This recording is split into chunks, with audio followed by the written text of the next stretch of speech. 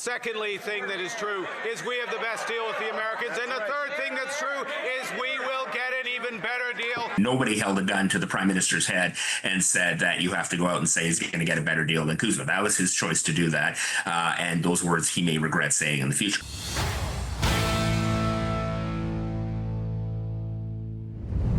Mark Carney promised Canadians he would secure a better trade deal than Kuzma.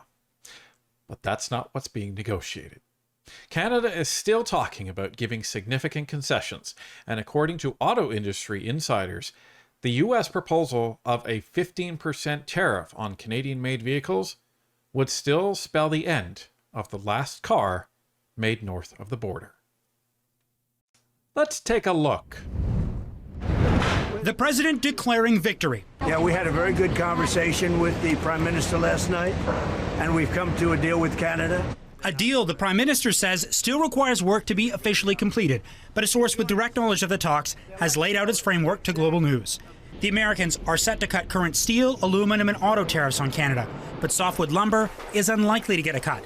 Details on the exact reductions aren't clear, but Donald Trump did confirm it would take place. We may bring some of the tariffs down to a level where other countries are, because Canada was paying a higher tariff. Negotiations are continuing, with Canada's chief negotiator staying in D.C. for talks, particularly on autos.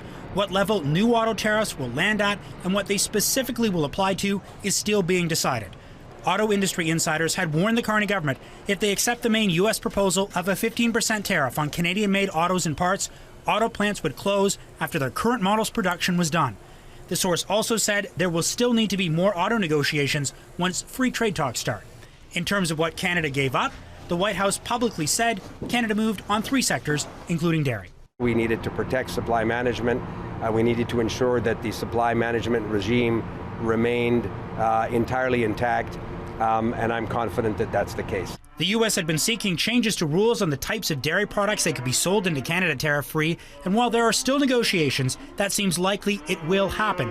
The Americans also said there was movement on Canadian retaliatory auto tariffs, but the big one is putting U.S. booze back on provincial store shelves, which has put the premiers into a bit of a corner. The ask of the Prime Minister is for some of the procurement rules that have been put in place by a number of provinces, specifically around American alcohol, that those would be changed in the near future. So no booze, no deal. The source saying they believe the current deal is better for most provinces than having to threaten 50% tariffs coming into place. But watch for additional government help or policy changes for businesses or provinces who might not be happy with this potential deal. Okay, so what does this mean? Well, it means that David Eby is in a bit of a pickle. Because recall that he said that there's no way in hell that he is going to be allowing American-made alcohol to be taken off of the shelves of the liquor stores in British Columbia while softwood lumber is under threat of U.S. tariffs and has tariffs on them. So, given this reporting from Global News, it's going to be interesting to see how David Eby actually reacts to this. Prime Minister Carney asked all the premiers yesterday to look at taking all of the alcohol off the shelves. Remember, he can't force it. He has to ask them. So not even Mr. Carney is all-powerful in Canada. But if David Eby doesn't take the alcohol off the shelves, then there may be no deal, which means the 50% tariffs are coming into place. And that new deadline, folks, there is a new deadline, that is on Saturday, 22nd. So that's the new clock that is ticking on Canada and the negotiating teams of the United States and the Mark Carney Liberal government. So this also means that Mark Carney, shocker, he's not going to live up to one of his promises, and he's not going to live up to one of his statements made in the House of Commons back on October 8th, 2025. All right. Mr. Speaker, there are 3 things that are true. First is, I realized long before the Leader of the Opposition, long before the last election, you remember the last election? Long before the last election, that our relationship with the United States would never again be what it was. Secondly, thing that is true is we have the best deal with the Americans. And the third thing that's true is we will get an even better deal because we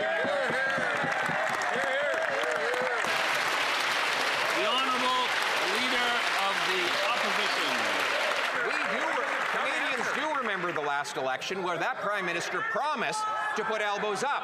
It was not a promise, it was the promise that he ran on. So, Mr. Carney stood up in the House of Commons and said that we have the best deal in the world, and I'm going to make it even better. Really? Really? Well, it's interesting because there was a panelist that went on CBC, and this is what he was talking about when it came to Mr. Carney's previous commitments and how that kind of reflects the situation that we're in now. Pierre Poilievre, I believe, has a news conference tomorrow morning. I might be speaking out of turn. I think I saw some notification about that. So focused on today, I actually can't say that for 100%, but let's say I'm right, and he does. What would you advise him on how to handle whatever comes tonight if he's going to speak about it tomorrow? Well, before I say that, I should say that, with the three statements that the Prime Minister made, and nobody held a gun to the Prime Minister's head and said that you have to go out and say he's going to get a better deal than Kuzma. That was his choice to do that, and those words he may regret saying in the future. But fast forward to where the Conservatives are. It wouldn't surprise me if they're, be out tomorrow. I've noticed, and I think many people have noticed a shift in their strategy, shift in their communications over the last, say, 4 weeks with the new critic, Shiv Majumdar, the critic for Canada-U.S. relations, to trying to provide, not only trying to provide a critique and as the leader of the opposition to oppose the government's position, but trying to provide a critique of some other ideas, some other policy ideas, which the government might introduce, whether it's a strategic minerals reserve, whether it's a variation on the auto pact to reduce the potential impact of tariffs. And if you will remember in the last election campaign, between basically Mississauga and the Canada-U.S. border in Windsor, there's only maybe 3 or 4 Liberal seats that are left. Those people voted for Mr. Poilievre because of what he was offering in terms of the manufacturing sector, in terms of the auto sector, and the risks that were faced by President Trump. So you have seen that subtle shift in messaging, that oppose but propose, which I think is a wise strategy. And I think having somebody like Mr. Majumdar out, who I can say in the past I have worked with, has worked on foreign policy files, understands the nuance of diplomacy, understands the nuance of negotiation, is a smart strategy to try to differentiate yourself and not just be oppose, because as Melanie points out, that will only get you so far in this game. And Canadians are looking for positive critiques. They are looking for positive solutions and alternatives if, in fact, this doesn't work out tonight. At the end of the day, the buck does stop with the Prime Minister. So, as it relates to Mark Carney, this is what happens when you have an amateur politician. You have a lot of big promises, a lot of big commitments. I'm going to do this. Well, you may say you're going to do that, but there's a lot of government machinery, and especially if it's outside of your government and in other governments around the world, there's other government machinery that you have to contend with. So he said that he was going to get a deal in July by the time the G7 met, July of 2025. And that didn't happen. Then he said, well, it's going to be another couple of weeks. And then that didn't happen. And then it was going to be August. And then that didn't happen. And then it didn't happen. Now, the fascinating thing is this is October 8th, 2025. This is right before talks completely fell apart with the United States. That's the irony of this statement right here. And the question has to be asked by Canadians across this country. Where are we going to be at the end of this? And Mr. Carney has not been transparent in the least. The only thing that we know right now is, well, he's asked the premiers to take booze off the shelves. Well, we've been able to cobble together some information from Reuters, from Globe and Mail, and we've put it all together. And this, right now, this is what we are of the understanding that is still in discussion. This could change. They're negotiations. They could change on a dime. They could fall apart and we're back to square one. But as of right now, for all of the people that have been talking to all of their anonymous sources inside the negotiations, this is where we're at. So what the U.S. is going to give up So they're looking to cut auto tariffs from 25% to 15%, keep an exemption for US-made content in Canadian-built autos, cut steel tariffs to roughly 10 to 15% within a quota, cut aluminum tariffs to a single-digit rate without or within a quota. They're going to not proceed with the 50% tariffs, obviously. And when we're looking at what they're demanding, so it's drop all retaliatory tariffs and the provincial bans on alcohol, scrap or scale back the Buy Canadian, accept the U.S. interpretation of dairy. And there's obviously been some movement on there, so we'll see what happens. Donald Trump is saying that all of the farmers are not going to pay any tariffs going into Canada. That will be interesting to see what that means.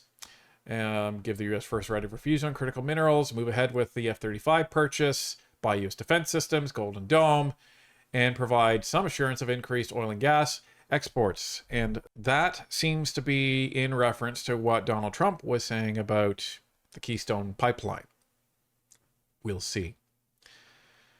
But I think what is becoming clearer is this is not going to be a great deal for Canada.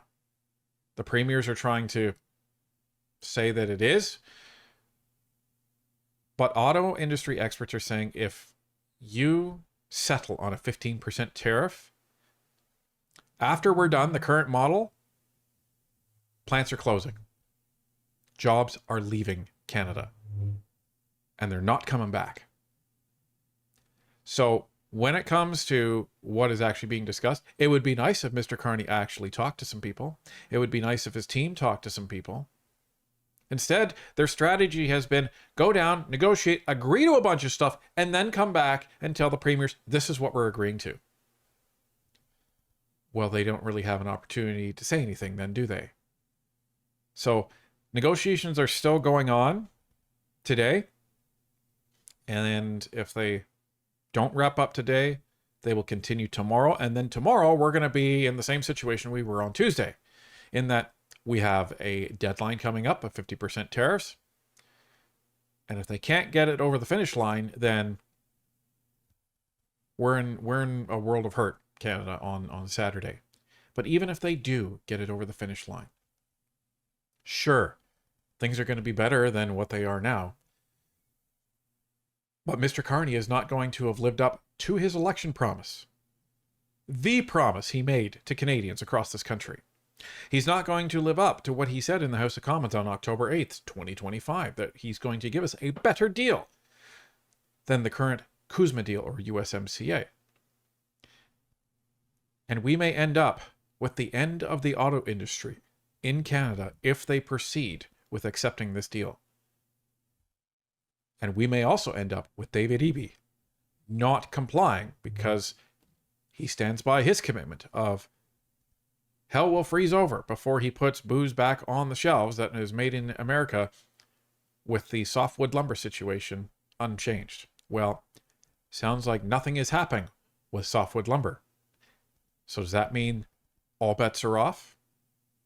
Or does it mean he's going to capitulate? And if that's the case, we have to ask the question, what does this mean for the auto sector in Canada? Mr. Carney won't tell anybody, but Canadians need to know.